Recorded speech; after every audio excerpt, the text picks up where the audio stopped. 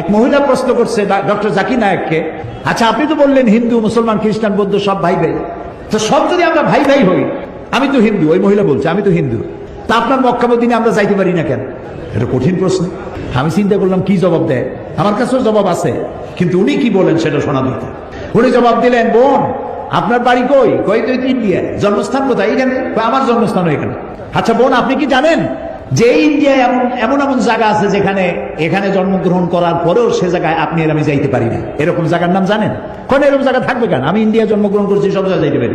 উনি বললেন মোটেই না, এখানে এমন এমন জায়গা আছে যেখানে আপনি আমি প্রবেশ করতে পারবো না, তার নাম ক্যান্টনমেন্ট। ক্যান্টনমেন্টে আপনিও ঢুকতে পারবেন না, আমি ঢুকতে পারবো না।